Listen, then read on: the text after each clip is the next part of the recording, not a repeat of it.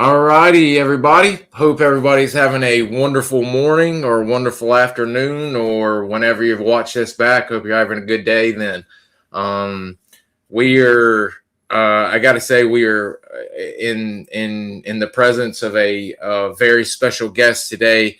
I've known our guest, SOG-wise Lieutenant Troy Gilly, and he's been a great help to me learning about the and it sounds derogatory, but it is kind of true considering there's not much out there on CCS except for probably the greatest book on any CNC ever made, Colonel Lindsay's book, who Mr. Troy helped put that out. But we're going to be learning a little bit more where Lieutenant Ash left off, about learning about CCS Recon, officers in Recon, and also when the guys got done running Recon, some of the other jobs that they were tasked with and interesting stuff like that. And Mr. Troy, besides all of his work in Recon Company, funds and money paying the soldiers, was down in Saigon at headquarters doing some very interesting work. So I won't be able to list it all. I'll be here another 4.5 minutes listing everything he's done in his career. We'll cover a lot of it. Some of the stuff is off limits because Mr. Troy is still working a bit and active in some things that we can't get into and will not be getting into. So some questions will not be answered, but most of the SOG stuff will be answered. So got any questions about CCS? Go ahead and start getting them in, and we're going to get started this morning, or this afternoon, I should say. Mr. Troy, thank you for joining us. It's, like I said earlier, it's an absolute honor to have you on today. Thank you. Yes, sir. Yes, sir.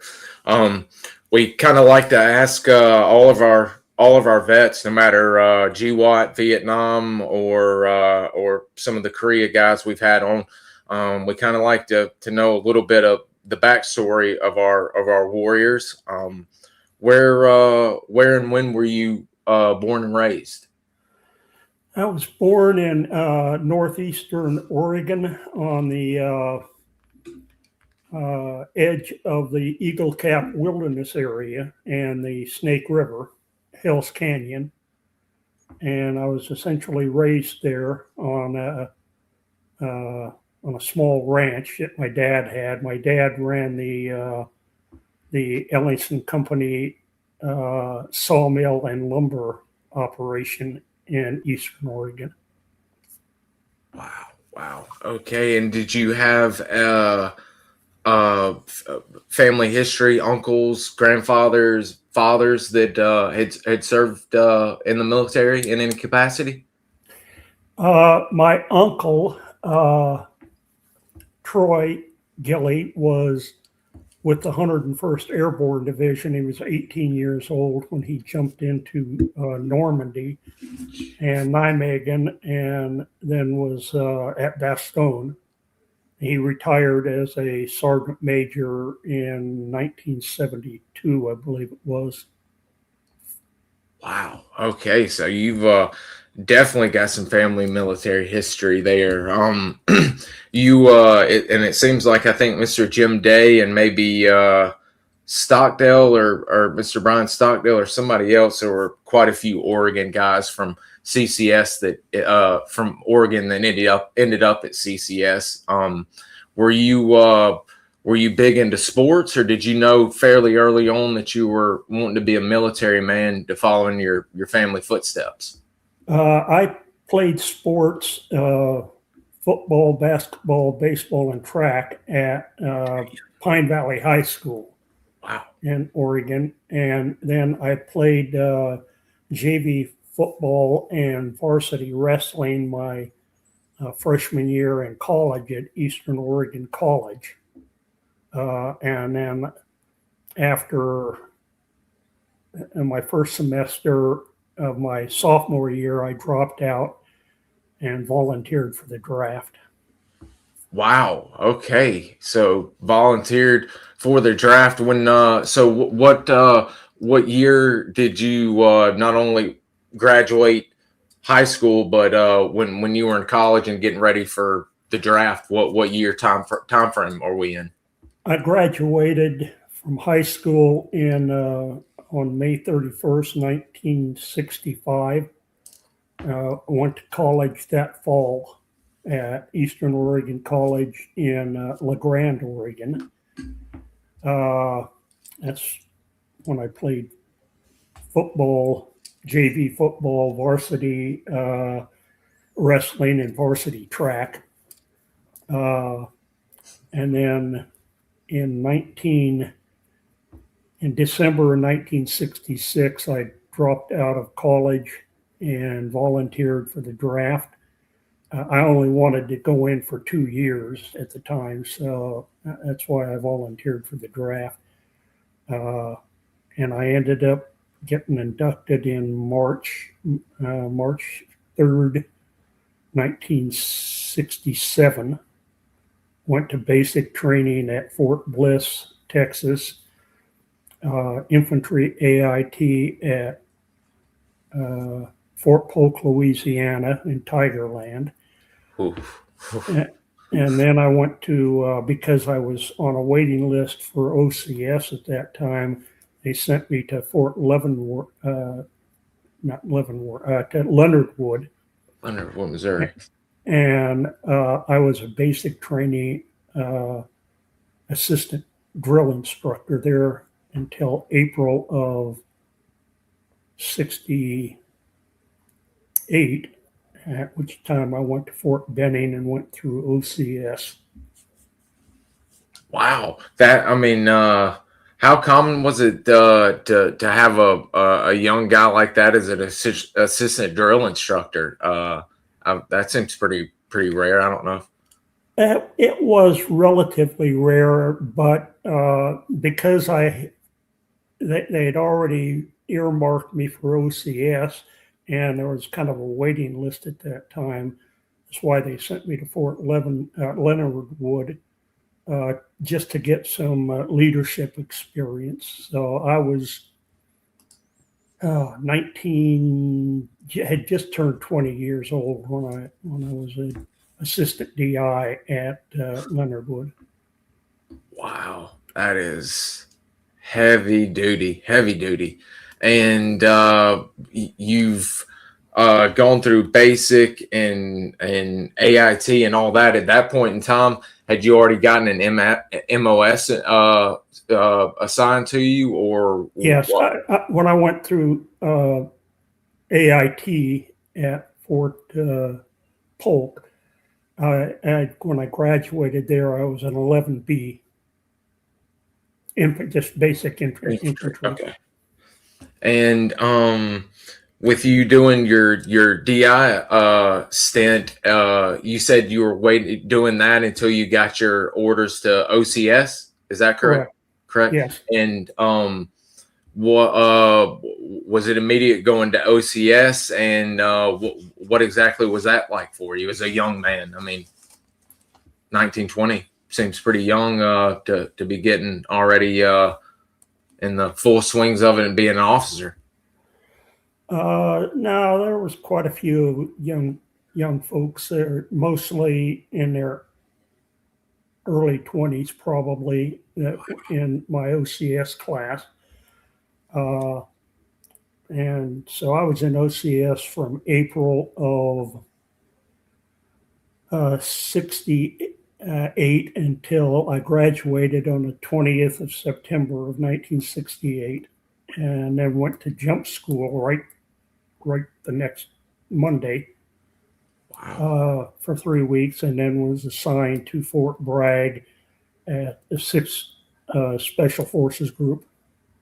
Okay, that's what I thought I remembered. Was this around the time you came across Mr. Fred Zabatowski? Was he your commo instructor in 6th Group or commo? Yeah. Well, he was not in 6th Group. He was at the JFK Center, the school, and he was my commo instructor when I went through the Q course and started in January of 69. And I also, I think I mentioned this to you a couple of years ago when we first started talking, was my first team sergeant was Norman Doney. Yes. And on my first team were two people that I also served with at CCS Recon. That was turned out to be my 1-1, Ben Lyons. And another good friend, Ernie Pigpen Massey, was at CCS Recon also. And they were both on my A team, my first A team. And also, just as a note, one of the people on the A team at the time was an E6 by the name of Oh.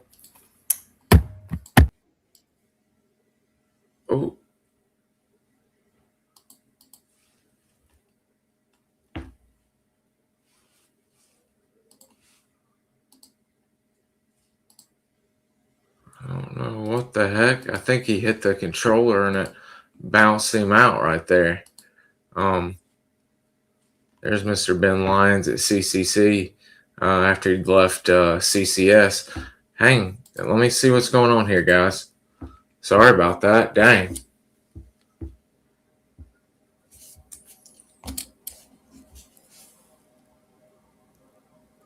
Just spare it. There he is. cut out. There you go. Sorry about yeah. Anyway, I don't know if you had heard this or not, but another guy that was on my first A team along with Norman Doney was Drew Dix. He had just received his Medal of Honor. Oh wow, for his work with the PRU and gosh, I can't remember the city. I don't remember it off the top of my head, but Drew was a good guy. Yeah, I've got his biography, and then if you don't have that, that is an absolute must read for any SF and Vietnam War enthusiast or historian. Wow, I mean, geez, right off the bat, you're around Mr. Zabatowski, Drew Dix. You're about to be, you meet up with future guys you'd be at CCS with, like Ben Lyons. I mean, Norm Doney, geez Louise. What exactly was the 6th group doing at this point in time where Vietnam's going on? This is 68, 69. Is this a group that sends people to Vietnam, or are y'all? Well, everybody in SF at that time was being sent to Vietnam. 6th group at that time, our AO was Northern Africa, and 6th group was stood down when 5th group came back to the States, to CONUS, in 71, I guess it was. So they stood 6th group down, but yeah, everybody was essentially being trained to go to Vietnam. Wow. Okay. Being at 6th group, and several of the men we mentioned, like we said, are going to be in Vietnam with you. What are you trying to get in touch with Miss Alexander, or what's going on for you to get from 6th to 5th to Vietnam? No, Miss A handled only enlisted assignments at the time. Oh gosh, you're an officer already. Jeez. Yeah. I was a 2nd lieutenant when I went to when I got to 6th group. But no, I just as shortly, about a month and a half after I graduated from the Q course, I got orders for Vietnam, and I arrived in Vietnam in June of '69 and left on Easter Sunday of 1972. And I was with MACV-SOG that whole time. And with as we're going into Vietnam here, And I hope I don't go blank with what I'm about to add. Oh, did you, while you were in the 6th group, I can only imagine the legendary men around you who had already been in the projects and all of that. Had you heard of SOG? Had SOG been whispered about, or? I had heard of it, and there were a few people, who had served with SOG. I learned of it from Norman Doney. He was not with SOG at that time. He had spent, I think, a couple of tours with Project Delta, and then when he came back to Vietnam in 1970, he became the first sergeant of Recon Company at CCS CCC. Yes, sir. He actually ran Recon with RT Florida with Joe Morris for a bit of time, and then took over as first sergeant. Yeah. What a man! What a man! So wow, you've already kind of heard from the big dog himself a little about what was going on. Did you think at that point in time, and I'm sure you'd already seen guys from the A teams and all of that coming back, did you know after hearing about that, did you think, hey, SOG might be for me, or did you want to go do a team tour first? Or I didn't really have any aspirations at that time. When I got to Vietnam, we landed in Bien Hoa, and some folks from 5th group that I knew had heard that I was at Bien Hoa, so that they made sure that I got to Nha Trang. And when I got to Nha Trang, we in-processed into 5th group, and then there were a bunch of us there, and I think there were probably, I want to say, 4 or 5 other lieutenants that I had known from 6th group, and we ended up going into the adjutant's, the S1's office, and to get our assignments, in-country assignments, and he started off by saying, I know none of you guys are going to do this, but we've been ordered by Comus MACV to offer anybody who wants to volunteer for MACV-SOG or one of the CNCs, we've got to offer that. And so I volunteered for CCS at that time. Did at this point in time, because it's always different with guys in the varying years, or even what month of the year guys were doing. Did you actually have the choice of what CNC you wanted to go to at this time? Yes. Wow. Okay. And was there any particular reason you wanted to go to CCS? Guys you knew, or? Well, there was, and I can't remember his name. There was a full-blooded Indian who was in 6th group with us, who was at CCS, and also Pigpen Massey was at CCS. I didn't know anybody that I knew of anyway that was in CCC or CCN, and I also knew that Shriver, who had just been killed, had been at CCS. So I just, for whatever reason, chose South to go to. And I mean, it's definitely a historic group from Omega and gosh, was it Sigma. Omega and Sigma combining together, and guys like Jerry Shriver, and then all of the Sigma vets, Jim McKay and all Manny Beck and all of those guys coming over. Quite a unique combination to form CCS, and then all of you new guys starting to come in. It seems like from all I've heard, the guys at CCS did a lot of work and probably stayed on the ground more than any other CNC. From what I've heard from a very reliable source, even Jason Hardy said that. So That's why I'm glad you guys are coming on to share, because CCS doesn't get the talking is about, or the memory sharing that it should. So you have decided you're going to CCS. Did you know anything about the area of Bami-Tooie before, or was this your first encounter with the red clay and moon dust of Bami-Tooie?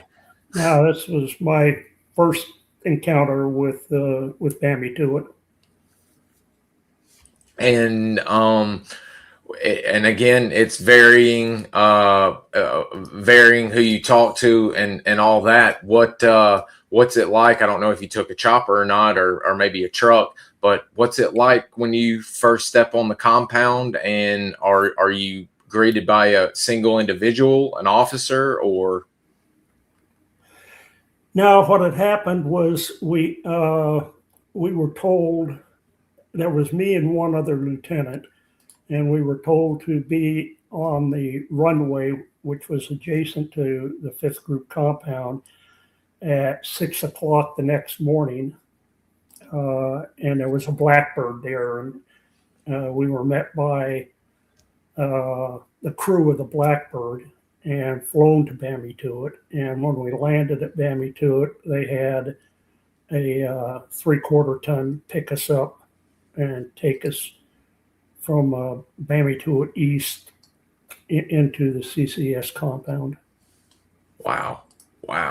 And I've got an overhead. I need to find it, but could you tell us a little bit?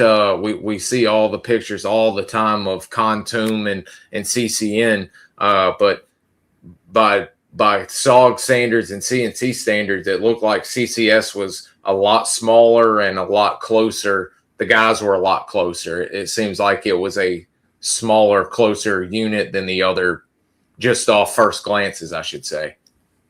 The compound was relatively new at the time.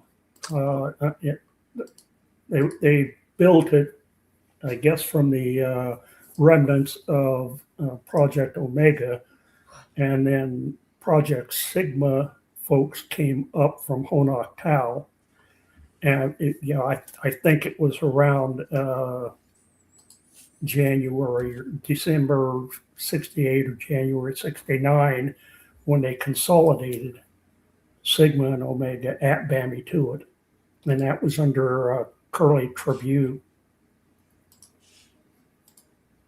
And I'm trying to see, Mr. Curly, interesting individual. Was and I've tried to figure out, and I've seen multiple things on it. Did CCS, the camp, have a name? Was it known as Camp Torres at this point in time by then, or it was known as just CCS Bami-Tooie? As far as I knew, it was just known as CCS. Okay.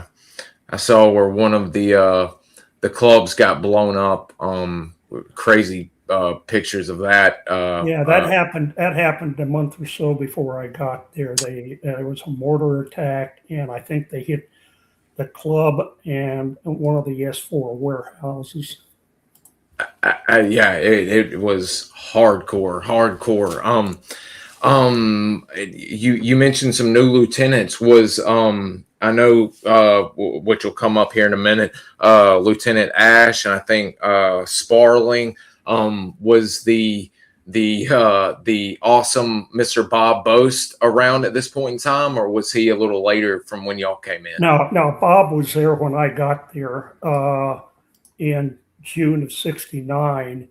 Mike Ash and Steve Sparling and Gary Christian came in, I want to say in early October of '69. Okay. I've got a funny photo of Christians in his underwear and his combat loadout gear. Well, he got messed up pretty badly. His roommate, and this is after he started out as a platoon leader in Recon Company, and then ended up going to First Company as a platoon leader. but he still had a room in the compound, in the CCS Recon compound. And he had a roommate at that time. Oh, geez, I want to say this was in April, May. I want to say maybe May of 70. He had a roommate by the name of Goolsby, who ended up getting blown up by an M33 hand grenade. Gary was standing in the doorway while Goolsby was preparing his rucksack to go out the next day with Second Company, and as he was putting an M70 or M33 grenade onto his LBE, it blew up, and it ended up blowing Gary out of the room. And he looked like somebody had taken an ice pick to him. He had probably several hundred shrapnel wounds, and and I know this because I was the one that crawled into the room and pulled Goolsby out, because they were only a couple of rooms down from me, and it just pretty much destroyed Goolsby. Most of his face was gone, his chest was gone, his guts were gone, his crotch was gone. It just red meat. Jesus Christ. It's terrible, sad to hear. Sounds kind of reminiscent to the CCC incident when Mr. Chuck Hines and the white phosphorus grenade going out, and him trying to do what he can and save everybody, and it end up just engulfing him. Terrible story. God. And all the dangerous work y'all are doing, it's even training and just doing normal stuff is deadly where y'all are at. That's what people don't seem to realize. This stuff was lock, stock, and barrel 24 hours a day. I mean, it was the real deal. God almighty. So as a fresh guy on the compound, are you and Mr. Mike and Steve Sparling, are you in charge of the funds first before you start going to Recon? Or yeah, I had gone to CCS primarily because I wanted to run Recon, or at least I thought I did. I got there, and the funds officer, the assistant S1, and what they called the agent officer, who handled all the funds for the compound, was getting ready to leave. And so Colonel Hetlinger saw on my 201 file that I had been to college and had a couple of courses in accounting. So he said he was going to make me the agent officer in the S1. When I complained about that, he said he promised me that the next person who came in, officer who came in, who had any education and especially accounting experience, he would give that job to him and send me to Recon Company, which happened in October of '69. Wow. And it's very interesting. I spoke to Mr. Steve a little bit about it, but could you explain a little bit about what a SOG finance officer or agent is doing? Are you taking care of going to get paid, bringing it back to the Montagnards and the Americans, or just the Montagnards, or what is that?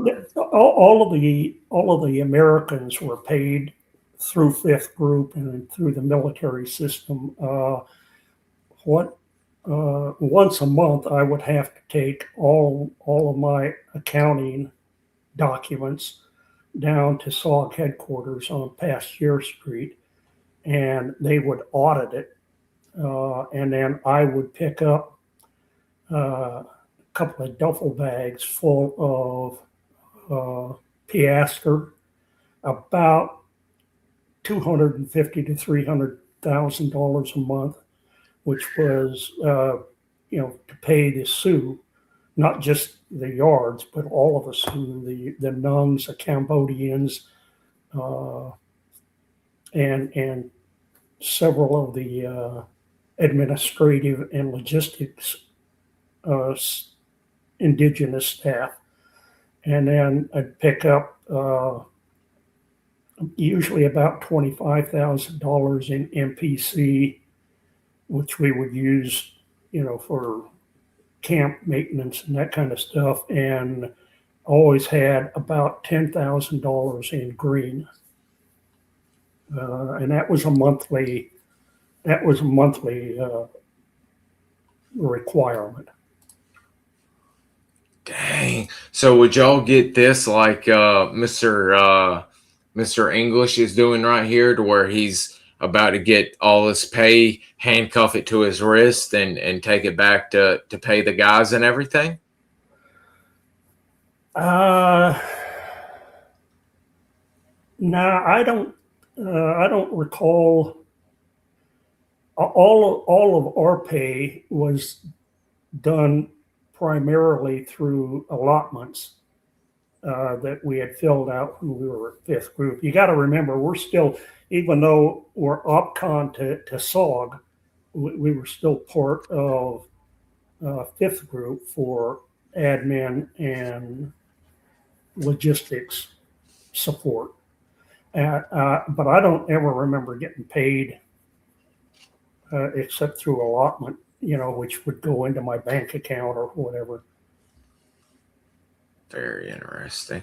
So you, how long was this stint for you handling payroll before you, and you could talk a little bit about the reluctancy of CCS brass, I guess, wanting officers in recon or even hatchet force operations? Well, I spent 4 months as the assistant S1 and the agent officer. At that time, officers in recon company would usually only go out as strap hangers. It wasn't until I guess January of 1970 that Colonel Lindsay decided to let officers go out not just as strap hangers, but as recon team leaders. And initially there was only 2 of us. It was me and Mike Ash. And then later, a guy by the name of Hawkins, John Hawkins, came in, and he was a first lieutenant also. And then he would run recon also. John Hawkins. I know I've definitely heard that name and speaking with you. There's a picture of him that I sent you when I sent you that stuff last year. Captain? No, he was a first lieutenant at the time. Okay. I think I've got, I know. There was another guy that came in, Glenn M. Hall, came in as a first lieutenant in, I want to say January of 70, and he got promoted to captain and took over recon company from Steve Spory. Okay. That's another name Mr. Mike brought up in his interview. Sounded like he was a solid individual as well. Who Steve? Steve, yes, sir. Yeah, no, Steve was a good guy. Glenn M. Hall was an asshole. There's bound to be one in every little group. Yeah. There's always is. And as so do you officially are they going to send you after you do some strap hangings or do you not do any missions until you first go to 1-0 school? No, I strap hung with J. Frank Burkhart and with Donnie Hawkins on a couple of missions. And then I also strap hung with an ARVN team, RT Brace. And I forget, the ARVN was a SFC in the ARVN unit. And he was actually a solid guy. He taught me a lot. But then on January 2nd of 1970 was when I was sent to Longton to go to 1-0 school. I think that might be your 1-0 class photo. Yeah, it is. And some classes seem to have guy more than on the far. ARVN. Now that guy on the far left, kneeling next to me, is Captain Jerry Waring. Oh, Gerald Waring. And yeah, he and Dick Meadows were good buddies, and he was running the 1-0 school at the time. Wow. Yes, sir. He's legendary back in the days with ST Iowa, and Dick was ST Ohio. So, wow. Correct. Man, that seems like a pretty solid class. I see CCC, CCS, and I think that was the largest class, I think, ever. But it was the largest class up to that time. I'm sure that that they ran at Longton. And most of the classes would have 10, maybe 12 people, and this one, for whatever reason, was the largest class it went through. I think I'd like to find it, as there's a great photo of you in the field during your 1-0 exercise, and of course I've got so many photos I'm not going to find it, which is going to make me extremely angry, but yep. Oh, no, there it is. Thank God I found that. And could you tell us a little bit? It's always interesting because not many guys, not everybody went. Could you tell us a little bit about the 1-0 school experience for you? There you are, of course. As I recall, it was a 3-week. It was a 3-week course. We got there. First few days were classroom work, some training on. At that time, this was before the stable rig. They train us with the McGuire rig, rappelling, a lot of range time. And then we spent, I guess last week was when we went into the Australian AO for our live fire graduation exercise.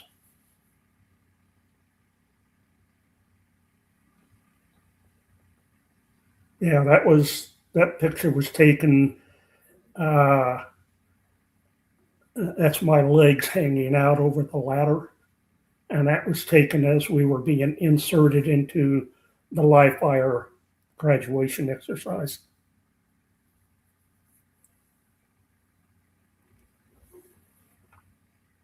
We've heard conflicting stories. I know Recondo School had some Aussie gentlemen that helicopter units that supported. Were the Longton 1-0 school, was it strictly Army insert and extract, or did any Aussies ever help out, or since it was their AO? No, not to my knowledge and not to my experience. It was all Army slicks and gunships. Excellent, excellent. And oh yeah, there's y'all actually extracting from the. Yeah, Mike Ash took that picture. That was us coming out of the Parrot's Beak after a BDA in late April, early May of 70. Boy, Mike, that is a long rope right there to be on the bottom of. 120 feet. My Lord have mercy. But it had to be long enough to get down through the canopy. Yeah, 120 feet is ridiculous. So when you end up coming back, I believe you were with RT Plane or RT Brace now officially. No, RT Plane. RT Plane. I came back and ran a strap hanging mission with Donnie Hawkins, and this is in late January of 70, and we were in the Recon orderly room. Steve Sporey, Mike Ash, myself, and Colonel Lindsay came down, and I had just come out of the mission with Donnie on which was RT Plane, and Colonel Lindsay asked me when I was going out again, and Steve, who was the company commander at the time, said I could go out again after Lindsay let him go out on a strap hanging mission, and Lindsay got a little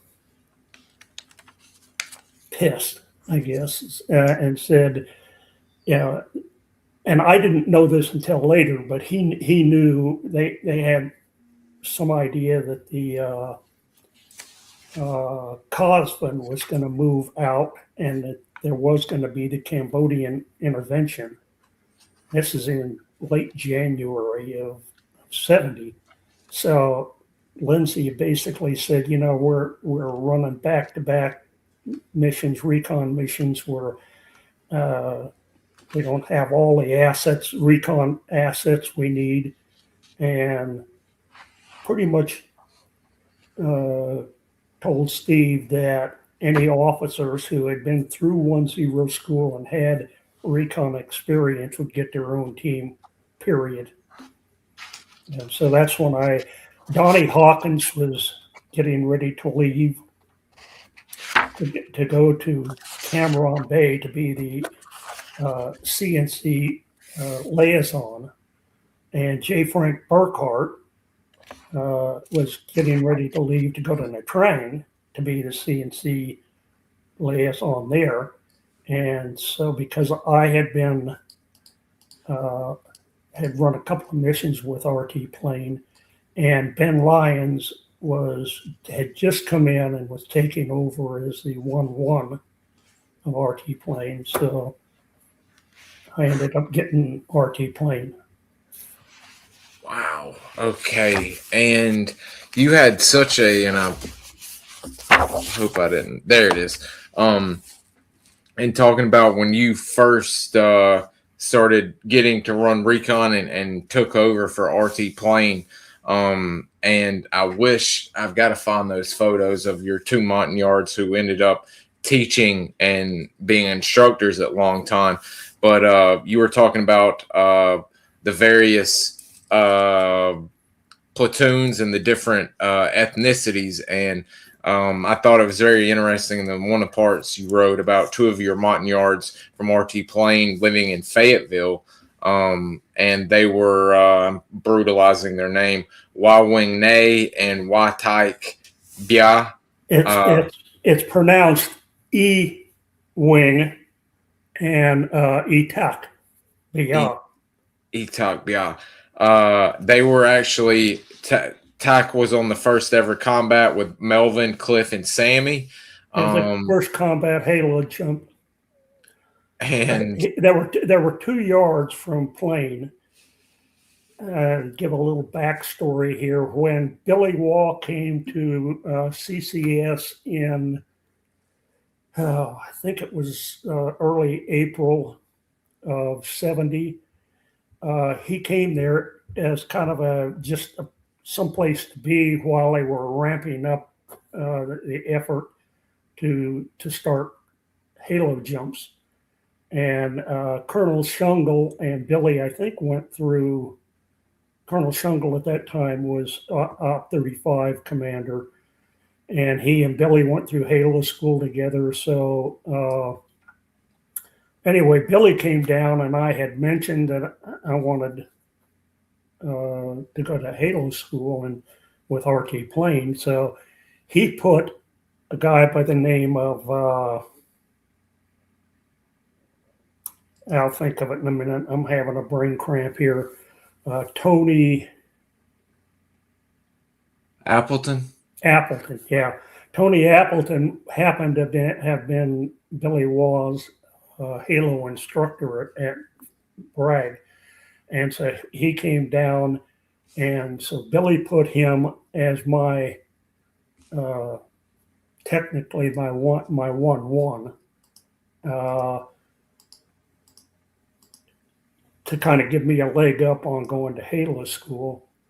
Turns out Tony didn't really want to run Recon and never ran a mission.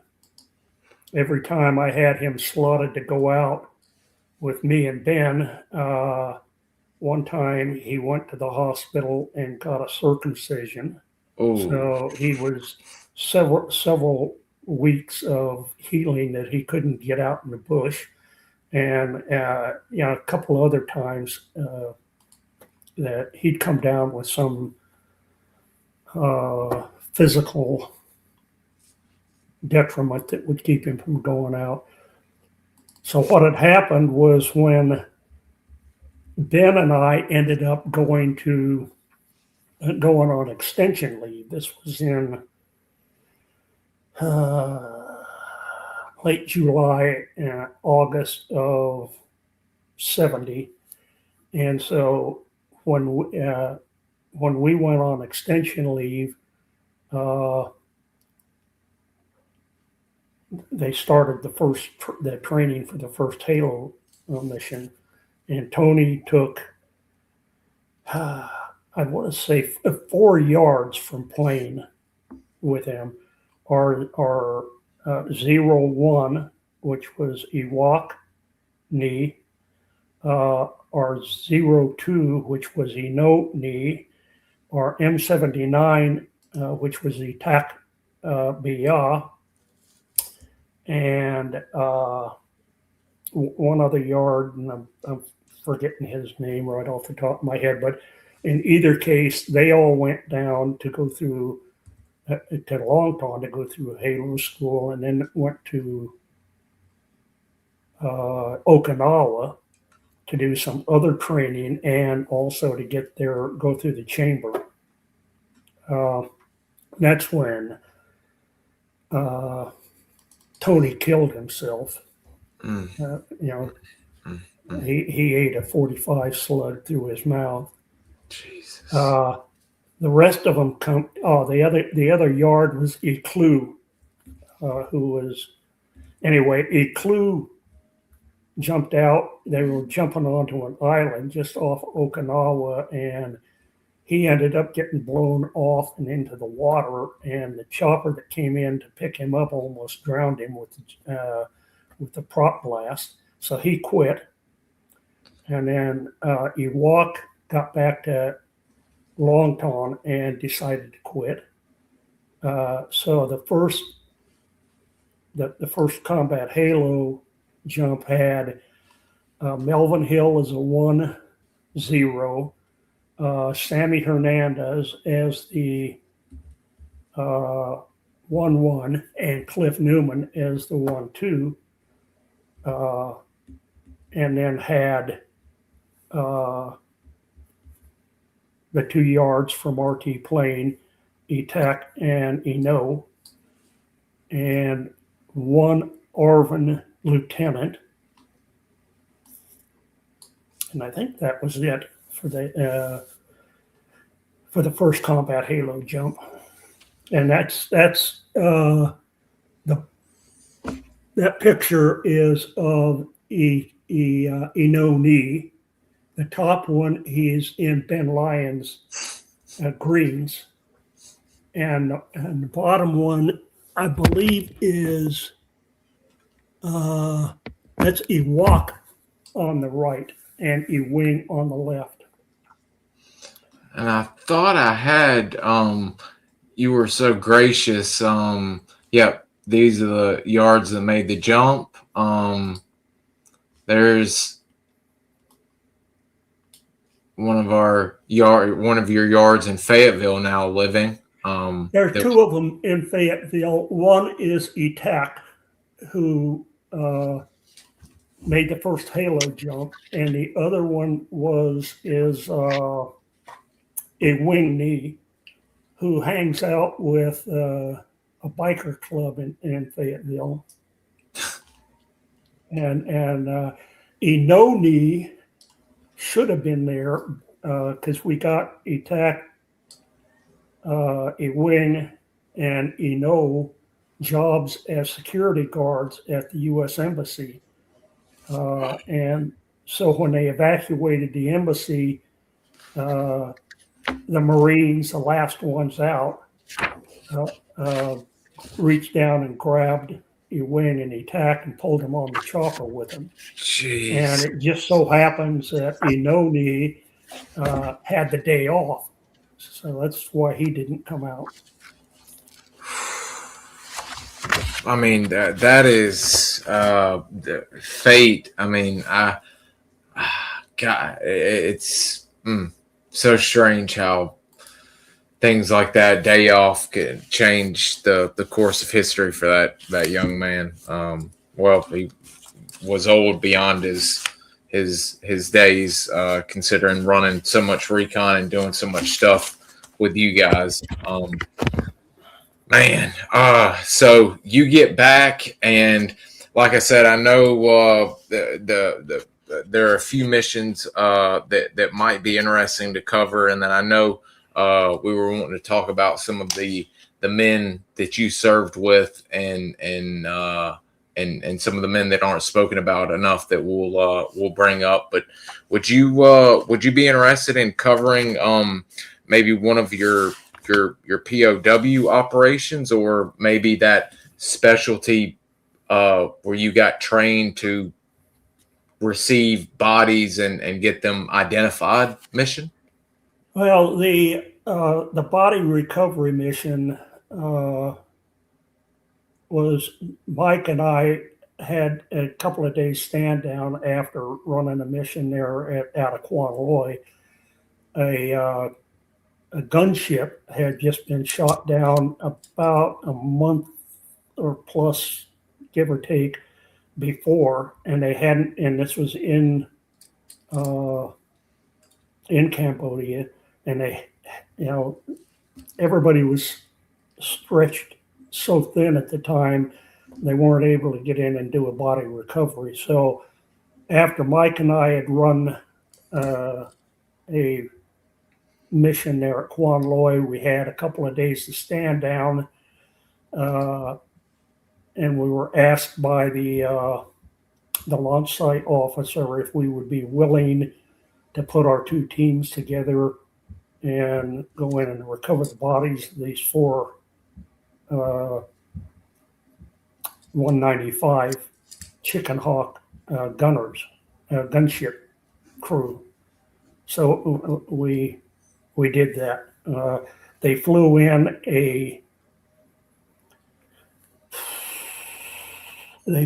a team of, I guess, morticians from Pearl Harbor, and they came down to Quan Loy and spent our stand down day teaching us how to methodically cover a wreck site and try to keep the remains separate. So that was a better part of a day of training. before they inserted us, and then we went in and pulled out the 4 bodies. Now, that was, I say bodies, I don't mean to get too gruesome here, but the helicopter had exploded.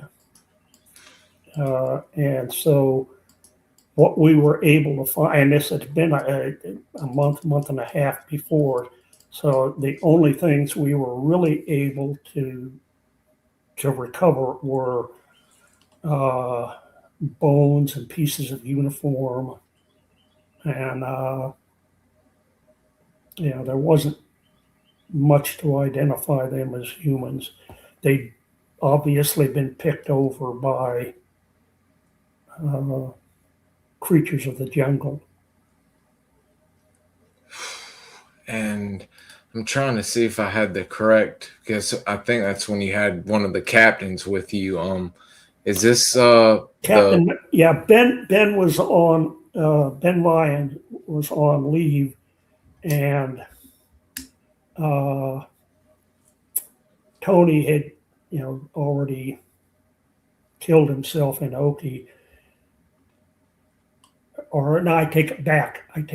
He had not killed himself yet, but he couldn't come. That's when he had his circumcision. Oh, God. And so Captain McDowell was his name. He was the assistant S2, had volunteered to go out as my radio operator, my 1-1. Dang. What a gutsy guy right there. That's pretty stand up of him to do that, to get the mission done like that. Wow. Yeah. Is that Master Sergeant Brock back here? Yes. Excellent. I was hoping. Brock was our first sergeant at Recon Company until Billy Walsh showed up, and then he went down to be the Quanloy launch NCOIC. Oh. And he came out. He came out, ran that recovery mission along with me and Mike and our teams, and and I forget, there was a reason that they wanted him in there, and I think it was something to do with identifying certain parts of the chopper, what was left, and take pictures. Man. And were y'all able to get in and out with relatively no issues, no attack, gun battle or anything? We inserted. We had to walk a few clicks to get to the site. They flew over the site and pointed it out to us as they were inserting us, and then we walked. I forget how far it was, but 4 or 5 clicks to get to the crash site, and we set the yards up on both my and Mike's team as a perimeter around the crash site, and the Americans, me and Mike and Brock and Hill, Mike's 1-1, and McDowell went in and actually did the scrub of the site to find the remains. We did hear a lot of movement around us, but never saw anybody, and we were able to move to a rope ladder extraction LZ. So we would hook the body bags, link them into the bottom of the ladder, and then we climb into the chopper. Jeez, I can only imagine what that must have been like, a solid move on making sure no men were left behind, but what a solemn duty getting those after so long out in the sun. I'm sure that was a tough job to do, getting those bodies up into the chopper and everything. My gosh. Jeez. Yeah.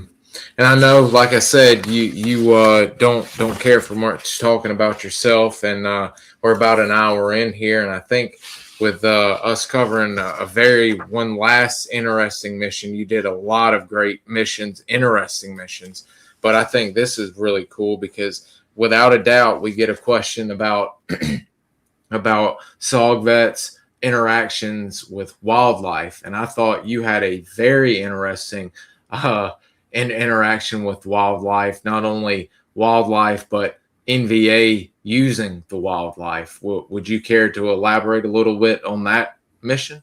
I assume you're talking about the barking deer. That and the elephant, perhaps? Well, the elephant story, it was actually 3 elephants, and they weren't really wildlife. In early April of 70, we took a team in out of Bandon, well, twice. The second time we went in, we were shot out the first time, and that was with Ernie Massey, me, and Ben. And then the next time was we went back into the same target area, and Chip Chapin, me, and Ben were on that operation. That's when we were going to set up a POW capture, not a recovery, but a POW prisoner capture, because they had trails and they were using bicycles as couriers along the trail. So we figured we'd go in, set up a little ambush, wait for the courier to come by, because they'd have their AK slung, and we could, run in and tackle them and get a prisoner. It turns out that we set up on this trail. It was me and Eclue, the M79, on one flank, and Chip Chapin and Inoni on the other side. And we were there, I don't know, several hours, and we saw this bicycle coming over the rise to our left, coming from south to north. And we figured, okay, we've got it taken. And what was going to happen was I was going to run out and tackle him, knock him down, and then we were going to knock him out, tie him up, and drag him back. Ben and our tail gunner, a Bill, were holding down a area about 100 meters behind us as a staging area. And anyway, just about the time the courier on the bike got even with me, and I was getting ready to run out and knock him off his bike, I saw a movement out of the corner of my eye, and it was like ants coming over the hill. It was over this rise. There were just hundreds of bad guys, including 3 elephants. And I figured, well, and it turned out to be a regiment-sized NVA unit coming up out of the city, out of the Fishhook, out of Cosfin headquarters, because they knew the invasion was, the Cambodian intervention was coming. It's another story about the spies in SOG. In either case, I figured this is not going to be a good experience, because any force that size is going to have flankers on each flank, and they would end up rolling all of us up, including Ben and Bill, from the staging area. And so, and if I let the bicycle get by, he'd have us in a crossfire with this horde that's coming over the hill. So I ended up shooting the courier, and then emptying the rest of my magazine on these people coming over the rise, which was probably maybe 50 to 75 meters from my location. And then we ended up doing our immediate action drills with me and Eclu, the M79 gunner, pulling back while Chip and No kept fire on them. And then we would turn around after about 25 yards or so and bring fire onto the group while Chip and Nabil came back. And this went on and they were chasing us. And the few things I really remember clearly was that I was yelling at Clue, Buku M79, and he ended up emptying his vest and his magazines or his pouches of all his M79, including shotgun and CS rounds. And on the last time I said, more M79, he pulled out his 45 and said, no more M79. And while this was going on, Chip had gotten on his RT-10 and gotten in touch with our FAC, our radio relay, and having him vector Ben to our location, because we were moving away from Ben's location just to keep the bad guys from overrunning him. And anyway, we got back. We ended up coming out by Stable,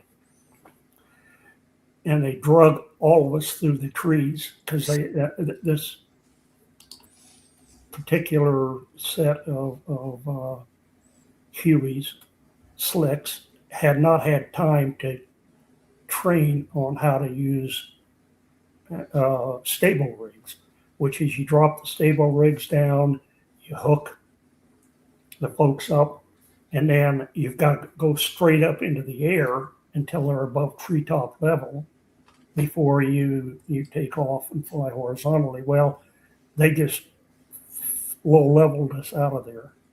There were two choppers. There was Chip and Inoni and Eclu on the first chopper, and then the second chopper came in, and it was me and Ebil and Ben.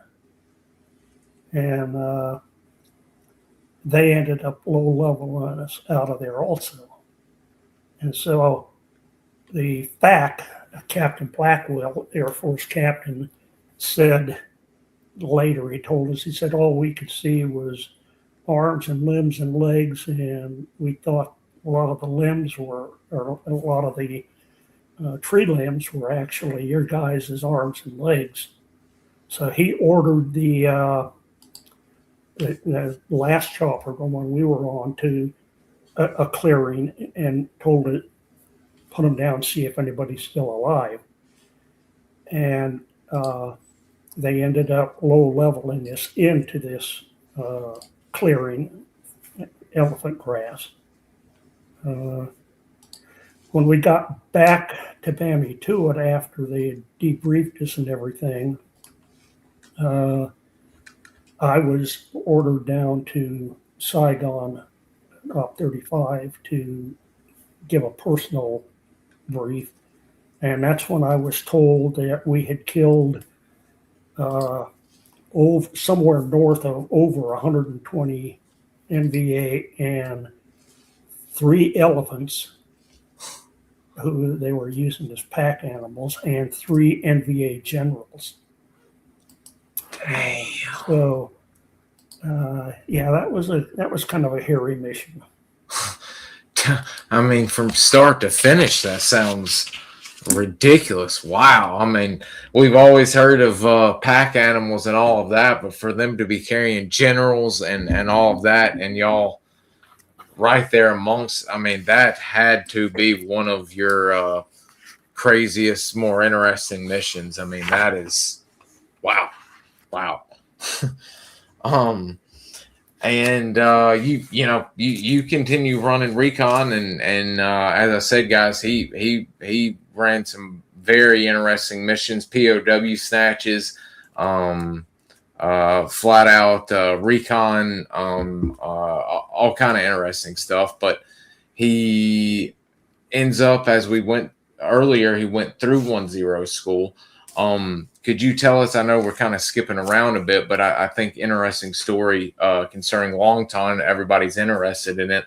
What, after your stint as 1-0 school, what brought you to Long Ton? Was it for teaching or for just doing jumps? No, it was Mike that went down as a training officer at Long Ton in January of 1971.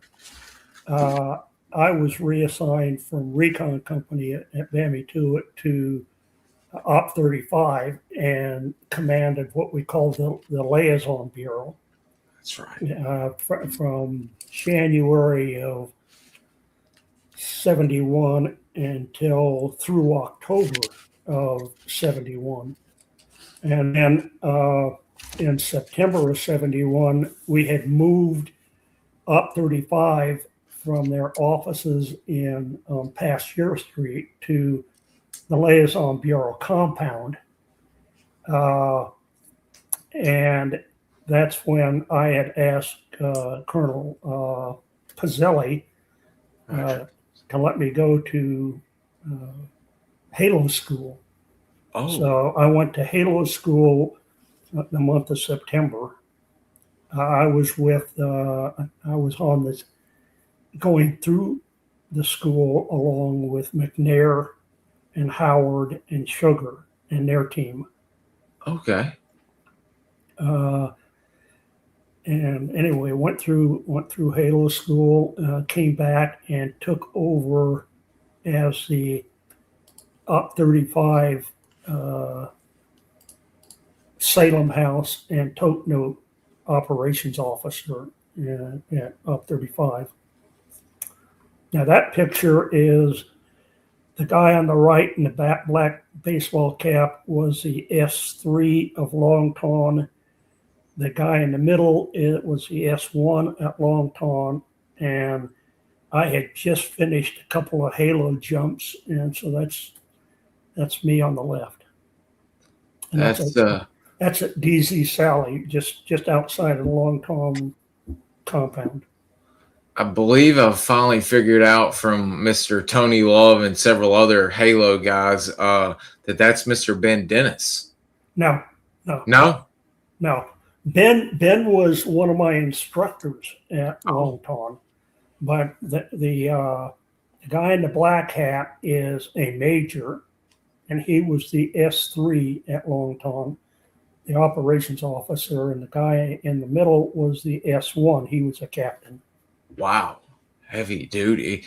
And so that drop zone was specifically for you SOG guys doing your Halo jumps and teams prepping for eventual combat inserts, whether static or Halo?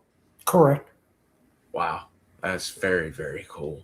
How many jumps do you think you got while you were down at Long Ton? 29. Wow. Man, did you ever, while you were there with some of the guys that were training, and I don't know, I'm sure secrecy, they couldn't tell you they were training for an op, but did you ever want to participate? I know I have a question coming up, the static lines down south, but did you ever think you wanted to maybe participate on a jump? Absolutely. And yeah, I knew that McNair's team was going to do a Halo insert. He had his Sioux there, and he already had 3 Americans, himself, Howard, and Sugar. And then I think Baylor joined them there at the end as a last edition. I don't recall Baylor. either going through the school or on the team. Yeah, you could ask Howard about that. I'm sure he'd know. And maybe Mark Gentry in the mix as well. Wow. Yeah, And it was Gentry. Gentry. Yeah, Gentry was there. I think he got a silver star out of that. Heck of a him running and gunning while all alone down there. That was a Yeah. Gentry was trying to lead the guys who were after him away from where he thought the team was. that's what when we spoke to him on here, that's what he said. He was doing all he could do to get the gunfire away from the guys, or maybe they could extract. And he found a bomb crevice or what have you, and just started firing it out. And thank God, I think either Pink Panther or one of the gladiators or what have you came in and torched the area down, and thank God got him out when they did, because as they were leaving, they saw NVA mass and coming through to overrun his position to capture him. Yeah, no, Mark was a good guy. Excellent, man. And went on to the illustrious Tier 1 Army unit that is in the news here recently for their work in Venezuela. Yep. Man, just the SOG is just so full of history, and the continuation of history with guys that stayed in. It's just amazing. So wow, I mean, there you get you're running Recon, you're head of your Recon company, CEO. You're down at Longton doing some training jumps and through the Halo school. What exactly next is you mentioned the Liaison Bureau. Could you actually tell us? I know some of it might be still under wraps a little bit, but could you let us know what the Liaison Bureau did? We had several mission requirements. As the name entails, one of them was on the compound that we had. We also had Chief SOG's counterpart. Vietnamese? Yes, the Arvin counterpart. And so one of the jobs was to be liaison between Chief SOG and Op 35 and their counterparts there on the compound, on our compound. Our compound was right across the street from the 3rd Field Hospital. Anyway, so that gets a little tricky because we knew there was some shit going on both in MACV headquarters as well as the SOG headquarters with information about inserts and locations and so. Yeah, so we had to be real careful about what we actually told SOG counterparts. Also, I had a first sergeant as well as one senior NCO from each of the CNCs. And one of our jobs was when one of the CNCs needed SOO, whether it be Brew or Mountain Yards or Chinese nuns or Vietnamese or Cambodians, we would go to whatever part of the country had that kind of a population and recruit the indigenous, and then bring them back to the compound where we had a warehouse and we had some training facilities. And so we would outfit them in their uniforms, and they'd get their weapons up at the CNCs, but we would basically train them. We had a barracks there to sleep them, and we had a pretty fair-sized mess hall and dispensary. And so we'd put them through all of the training and the in-processing and logistical support, and then ship them up to whatever CNCs had the need on blackbirds. And so that was probably, our compound was probably about 6 acres. We had our own generators because electricity and stuff wasn't that reliable. Our own mess hall, dispensary, headquarters building, logistical operation. And so that was, I'd usually make at least 1 or 2 trips from the LB to Op 35 and SOG once or twice a day. So with them, with you recruiting everybody, are these dudes, are these guys that have no military training whatsoever, to where y'all are getting them in a little basic boot training and then they're shipped off? Or yeah, that was basically it. That and in processing, because they had to have their physicals, they had to have kind of a tertiary background check, and some training and indoctrination. very interesting.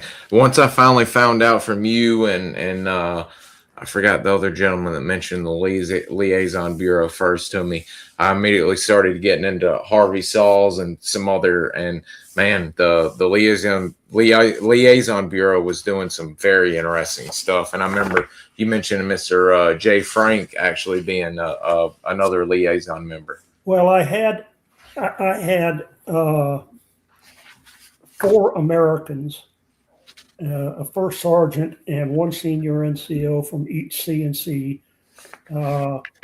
with me there in Saigon, and then I had a staff,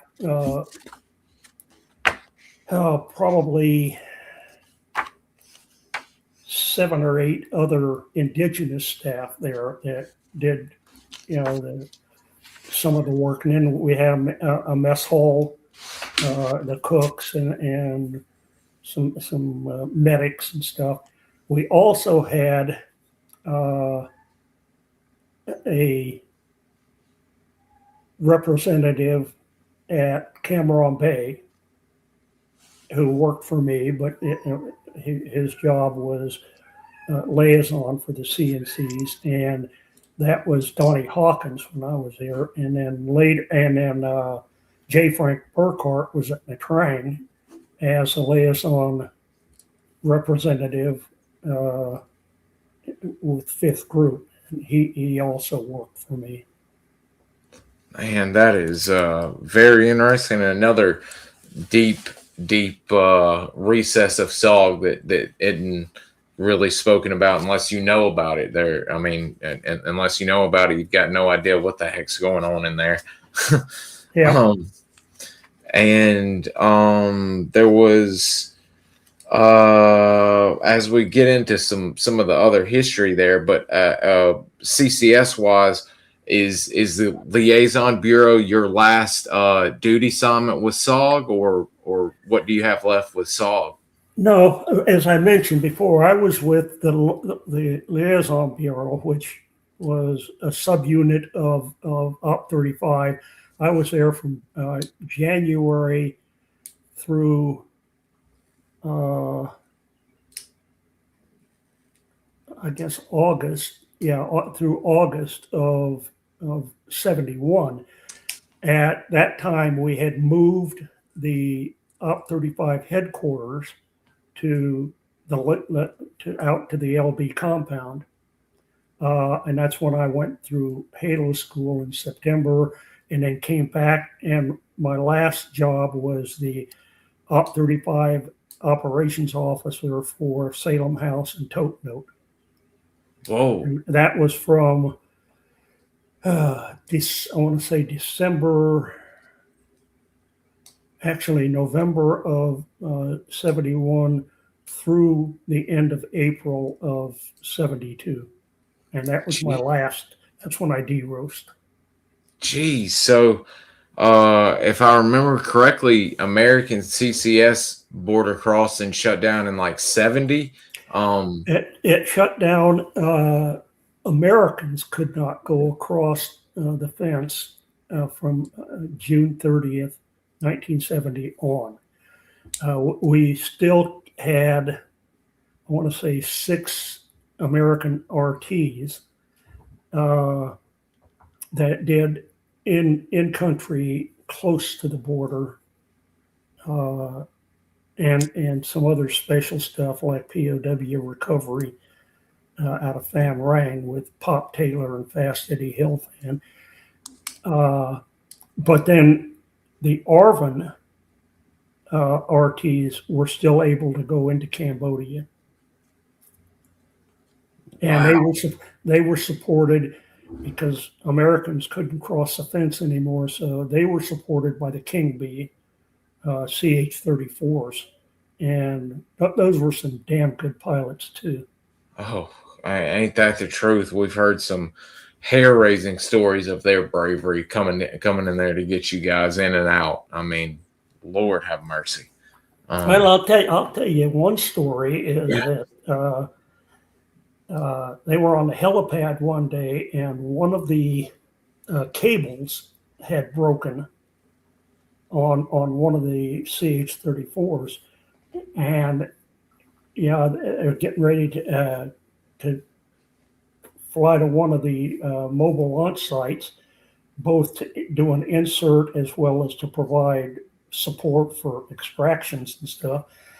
And this was they were at the blivet pad, the refueling pad in the morning at Bamituit, and one of the cables had broken, and so the crew chief untied his shoelace and replaced that cable with his shoelace, and he flew that mission that day and that support.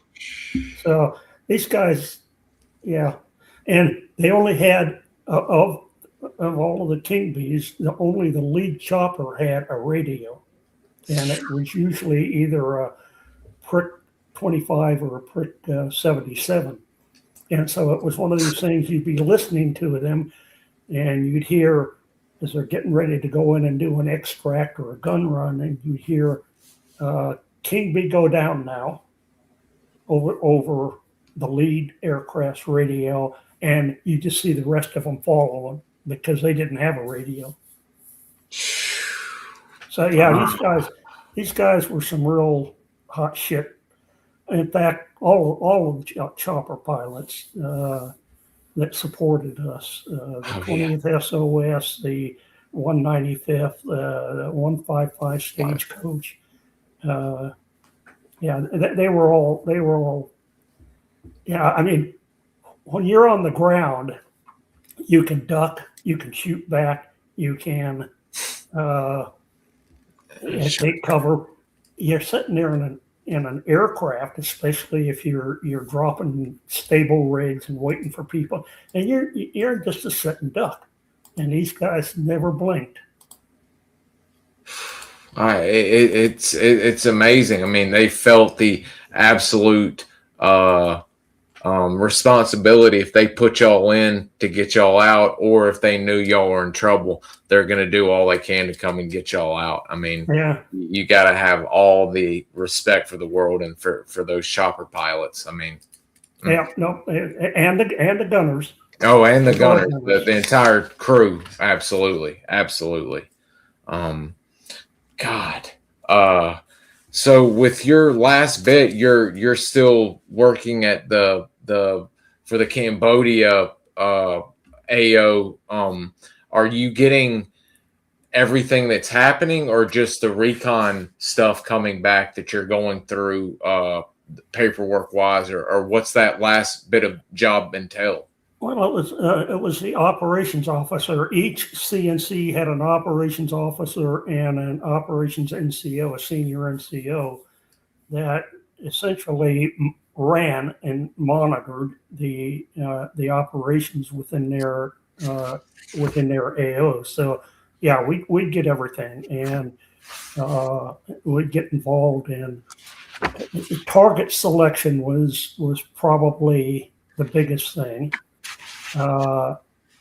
because what we would do would all of the MACOMs once a month would send in a target list, and so you got all of the 4 corps and all of the major divisions and all of the people who wanted certain intelligence, both in country and across the fence. And so they'd send in their, I want a area recon here or a trail watch here, and what we would do is sit down, analyze the target, and look back through the history, and we could, and then we would meet with the MACOM representatives and say, okay, well, you can have this target, but you can't have this target because our air assets won't let us get there and get back. It's too far inside Cambodia, in my case. Or we have a team in that target area right now, and we'll feed you the information once they get out and get debriefed. Or we just had a team in there and it was a dry hole, so we're not going to send another team back into a dry hole. It's all of the analysis to make decisions of what targets we would support and what targets we wouldn't or couldn't support, and then we'd have to inform and educate the MACOM representatives. Man, I mean, it's just again the SOG is so known for Op 35 and just the RTs and what was going on. I mean, there is just a deep and infinite world of stuff that was going on behind the scenes that is just so interesting, and stuff y'all were doing. Gosh, what a way to close out the your SOG career. And of course you go on and stay in the military, and I don't think we're going to be allowed to talk about what you did post Vietnam, because there was some special stuff that was going on. So would you mind covering, we've had some viewer questions based on some of the CCS podcasts and book readings out, and a few of them you were on site, shall we say, or at least firsthand knowledge of the situation. And we'll be answering questions and closing out. We're hitting the 1.5 hour mark here. But first of all, folks were very interested in, well, I shouldn't say folks. Lieutenant Ash wanted me to ask you this question. He sent me a photo from his photo his photo album. He was curious, what did you have your secretary doing when you were still working in the office and as the Recon CEO? Actually, they weren't really secretaries. I had 2 female and I want to say 4 male Chinese nuns. The 2 female were Vietnamese, and the 4 male were Chinese nuns from Cholon, and they were actually the people who did a lot of the accounting stuff for me. So they weren't really secretaries. They were, they kept the records. We had to have accurate records of all of the stew in the camp. From security company, first company, second company, and recon company. And then we had to have all of the records, especially accounting records, for all of the civilian labor in the camp. That worked in the in the S1, in the S4, the mess hall, because we had to pay them, and we had to keep pretty good records about who got paid, what pay grade they were, and so it was a daunting task. These guys were just good at what they did. The Nungs are hardcore. That's funny thinking of them as accountants when they were the real gunslingers in the early days of SOG. Well, they're they're from Cholon, and they were well educated, and the Nungs were a big part of the Sioux,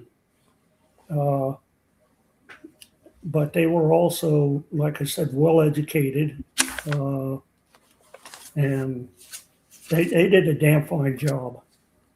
Oh, anytime I've spoken to anybody that had any interactions with the Nungs, they nothing but high praise. I mean, loyalty beyond belief is everything I've heard from the guys. Yeah. And I'll save that last one or the last two will be pretty interesting. You were there when he was all at damn near every CNC. Were you at CCS when Mr. Billy Wall made his way down?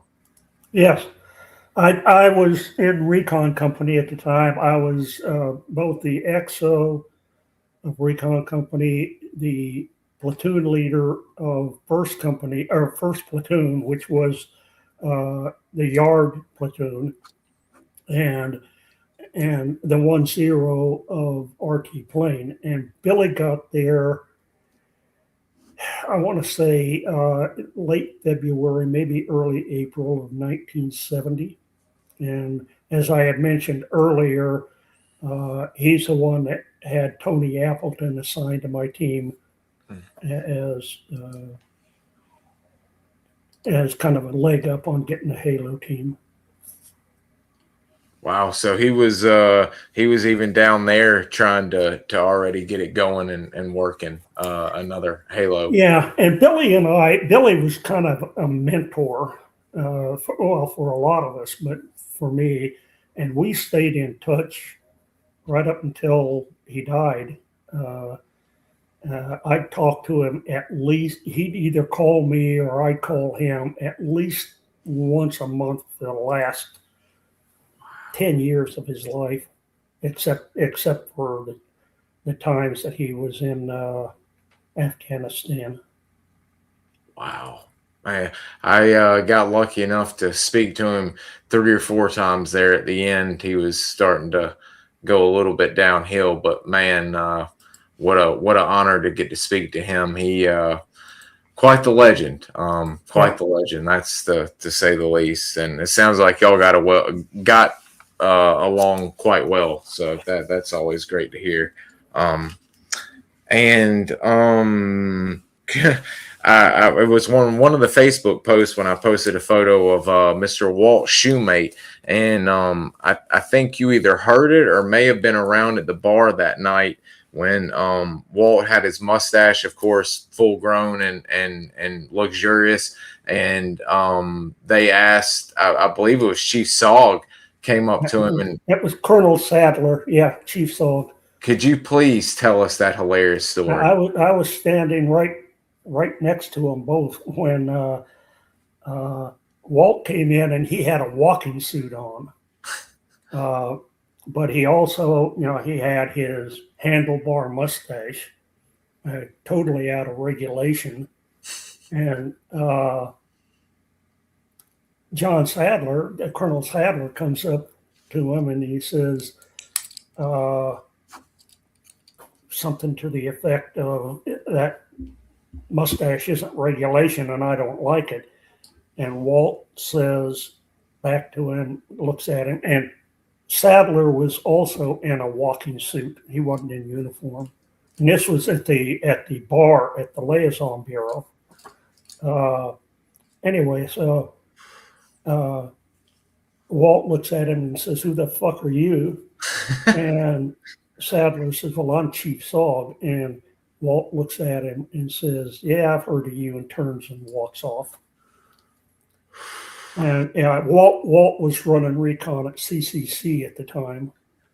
So he was down hanging out with me and Billy Wall on kind of an in-country stand down.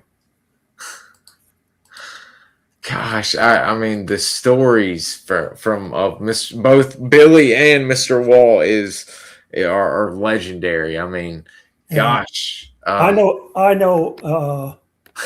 Uh, Walt's son. He and I met, and we'd go down to when they were still doing the Memorial Day halo jumps right, yeah, at Bragg, and I met him there, and we talked. And he was a lieutenant colonel at the time. He retired not too long ago as a full ball. yeah. What a man up following in his father's footsteps, and Yeah, by all accounts, just an absolute stud of a man, and good guy all around. yeah. And I recently found a photo of this event, which was really cool. It's in Plaster's book, but getting the CCS photo albums from some of the guys was really cool to finally see Mr. Troy in one of these. Could you tell us a little bit about what it was like seeing RJ and Dave Paul come off the chopper with the prisoner? Yeah, they had. I think actually Frank Opal was on that team also, but I definitely remember RJ. And RJ and I stayed friends over the years. He actually worked for me when I was doing embassy security support. But anyway, no, I was there primarily because I was still the the funds officer, and it was there was a policy at the time that if a team brought back a prisoner, they each American got a CCK flight and $250 to go to Taiwan, and each Sioux got a 50. Well, I want to say it was either 50 or $75, and then if they were yards, they'd get to go to their village for a 7-day free leave, paid leave. If they were nuns, or Vietnamese, they'd get to go to Saigon or Cholon, flying down on blackbirds. But yeah, and anyway, I was there primarily because I needed to verify when they were getting off the chopper that it was a valid prisoner, and get the names of the both the Americans and the Sioux that were involved. And there's Mr. Troy right there with RJ and Dave Paul. Yeah, and I think, like I said, I think the actual 1-0 was Frank Opal, and he's on the other side of the chopper. He hadn't come around yet. I don't know who took the picture. Mr. Jim Day had it in his album. I'll have to see if he snapped this or not. Yeah. Well, there was not, it wasn't just me. There was quite a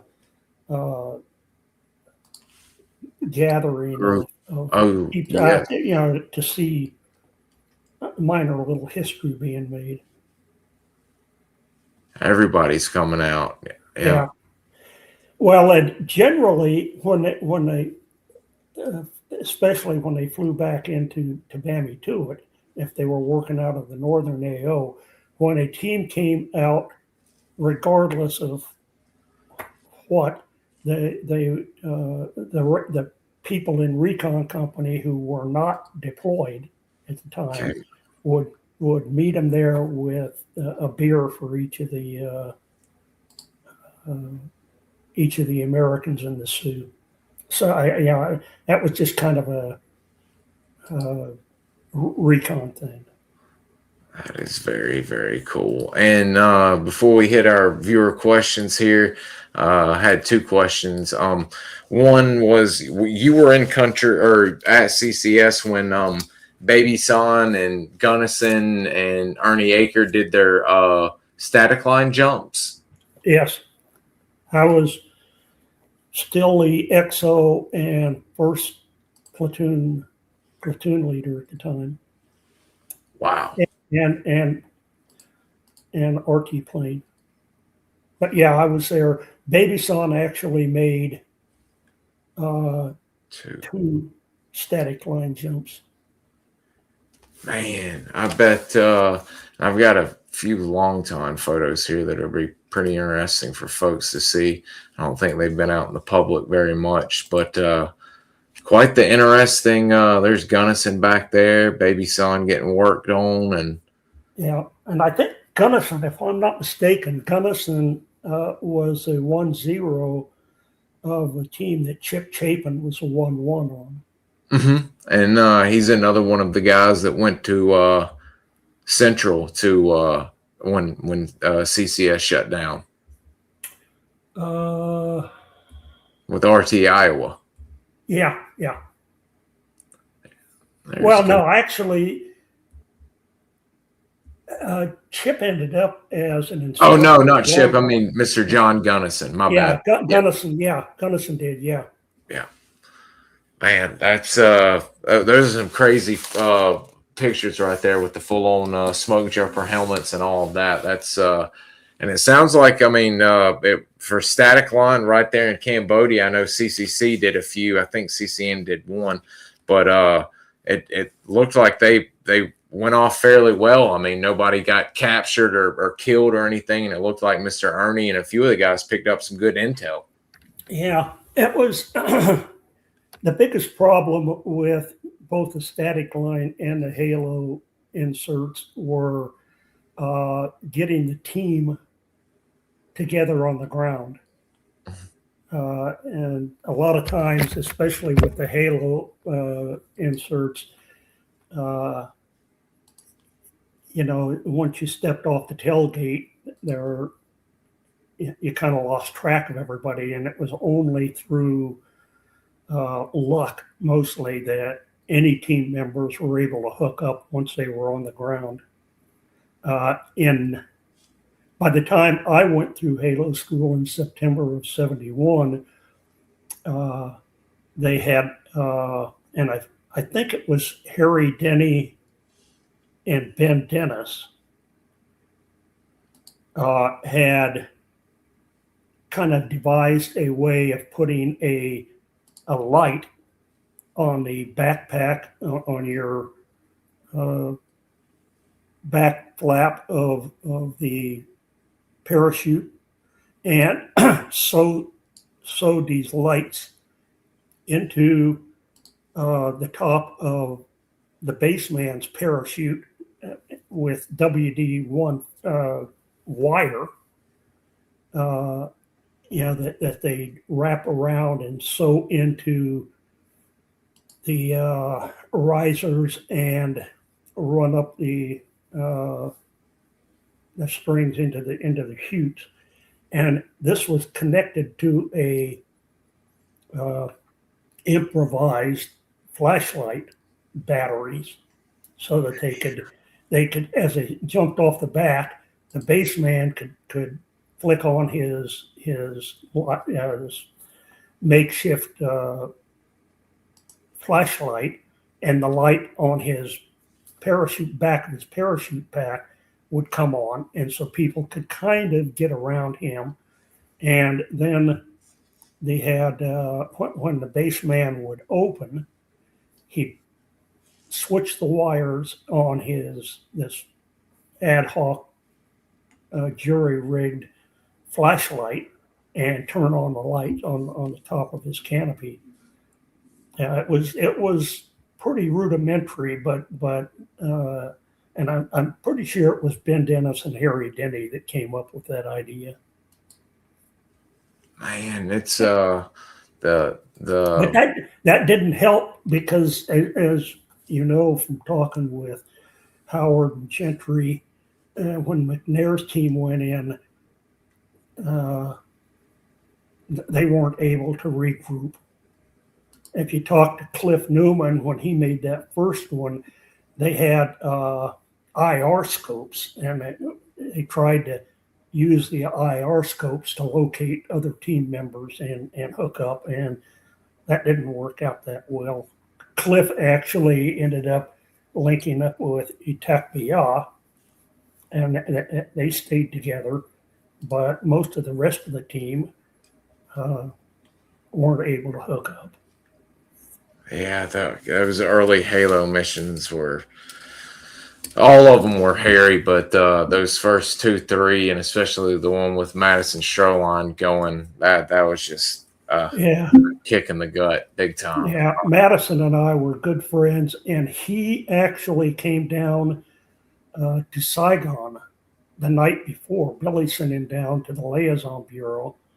He and I'm blanking on the other kid's name, but they came down, and I took them down to Tudo Street, and we Jesse Campbell, maybe. Jesse, yeah, because Jesse actually worked for me along with RJ when we were doing embassy security stuff. Oh, so yeah, Billy put me in touch with Jesse because he lived out in West Virginia at the time, and so I hired him, and he did a lot of the security work at the embassies, and then actually went to work for the embassy in Kabul. Wow, very interesting. But yeah, those two came down, and like I said, Billy and I got along well, and Billy said, go down to the LB, get a hold of Daiwi Gilly, and he'll take care of you. And so yeah, we spent the night bar hopping Tudo Street, and then I drove them back to Longtong the next morning, and they inserted that night.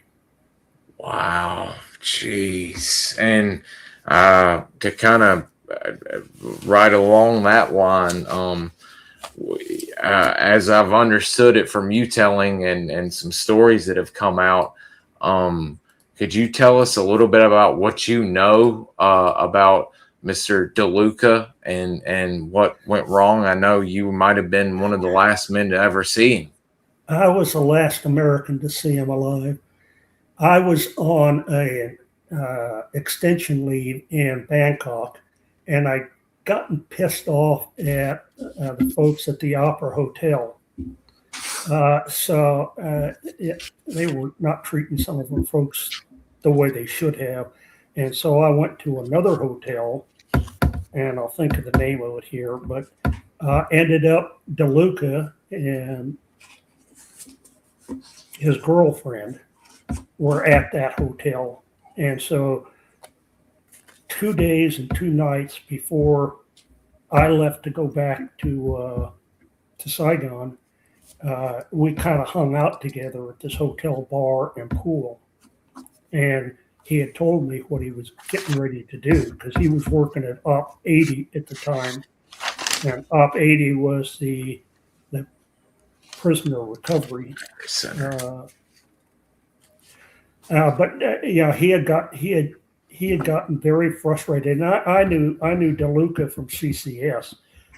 He was the first sergeant at security company while I was there, and then he went down to Op 80, and he got frustrated with the bureaucracy. They'd get intel and information about leads where they were keeping POWs, and nobody was doing anything about it. And so he just took it upon himself to go in and do it himself. He had supposedly, from what he told me, was he had some contacts that knew where they were keeping some prisoners, and that he could go in, and he was taking some cash in with him to buy the release of some of these prisoners, American prisoners. Jeez. I only found this out by reading the after action report after they went in and finally recovered his body. That some speculation was that he was being scammed, and some was that he just. Man, gosh, that's such a nightmare. I from what I was reading, I thought the same thing. He was completely set up, robbed, and killed. And it's only a miracle, and thank God they all at least got his body back. But what a sad way to go for a warrior like that. Only trying to do the right thing is terrible, just terrible. Oh, well, if we do lose him, we have managed to get to the ending of the interview, but we shall see. Hold on for just a second, because he's got stuff to do. I can tell by the way he's beating his hand. He's got 2 hours our limit, so we're just squeezing it in. And here he comes. Yeah. Hey, sir. There you are. Again. It's fine. We're here at the closing anyway, because I've had you 2 hours. We had 3 or 4 viewer questions, and then we're gonna be done right here, right here. Okay. Curious about camouflage. What was which fatigue, the OD green, tiger stripe, the ERDL camouflage did you like best, and which one of the 3 in your experience worked best in the jungle for you? I never used camouflage or tiger stripes. I took a sterile jungle fatigues, and I would take them and kind of make my own tiger stripes by black spray paint, and then I'd roll them around in the dirt and the dust, and and that's all I used. That's all I ever used. Always interesting in the ways guys were doing stuff. Seems like each CNC had their own little special thing, especially with y'all being in Cambodia. That's a whole different ball game. Okay. Cambodia question: was it easier or harder to capture prisoners in Cambodia?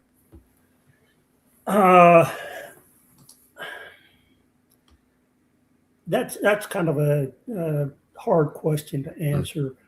In a lot of the places up in CCN and CCC, they had some pretty tough terrain, mountainous terrain with cliffs and gullies, and so just getting around in those areas was probably a lot tougher than it was in Cambodia.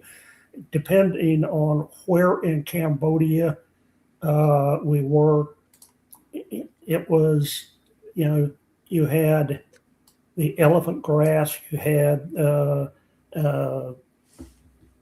wait a minute vines, you had triple canopy jungle, thick undergrowth. But it wasn't as mountainous as it wasn't as rough a terrain, I don't think, as it was in Cambodia. There's a few Cambodia pictures on a Carl Franquette operation. Yeah. I think that might actually be when he got kicked out of the Recon for a little while for his shenanigans. Yeah. And our last one right here, always curious about this for you, for CCS guys. I know Bob the Baron got some early on. Mr. Troy, did you receive any 30-round mags for your Car 15? Yes, I had 4, as I recall, 4 30-round magazines for my car, and the rest were 20-round magazines. Wow, you had quite a few then. Actually, I missed these last 2. They're quick. Did you use the regular M67s or the M26 fragmentation grenades? And the tail end of that, did you ever use the tiny V67s golf ball grenades? And we called them mini grenades. I only used M33 grenades. the baseball grenade, Okay. the round ones, Mhm. not the old pineapple 26s or whatever. I just always thought the M33 were more effective, and I never used a mini grenade. No, why were you a disbeliever or non-user of white phosphorus? No, I mean I carry smoke and I carry white phosphorus, but just grenade, regular grenades is the M33. Excellent. Got to be careful with those phosphorus. Yeah. Well, we just hit our 2 hour mark, and I'm glad. I didn't want to hold you too long because I just honored and blessed and thankful that you were able to come on and share with us today, because we learned a lot. And quite frankly, if you'd ever be open to coming back on to share CCS history, we'd more than love to have you. Okay, I'm open anytime people have questions. I'm not the expert, but yeah, if you can get people like Steve Sporey or Randy Harrison, those, especially Randy, because Randy was with Sonny Franks. For the Medal of Honor mission. Yeah, on the 20th SOS Medal of Honor mission, and Randy's a good guy. I didn't know him; he was gone by then, but I've talked to him on the phone a few times, and he's a solid guy. Absolutely. I got lucky to speak to him last December, and he's a very, very kind man, and I'm definitely going to work on him as well. Yeah, I knew they'd already saying maybe we can get a part 2. We will. If y'all get some questions up, it sounds like he'll be more than welcome to come back on and answer questions for us. So, Mr. Troy, as we close for the day, is there anything you'd like to say or put out there before we close? Not off the top of my head. That's fine. That's fine. Well, we'll hopefully have you back for a part 2, and you can expound a little more on the closing next time then. Okay, fair enough. All righty. Well, I can't thank you enough for doing this today, and I'll stay in touch with you and keep you abreast of how the views and all that come about. Got it. Okay, all righty. take care. Thank you, sir.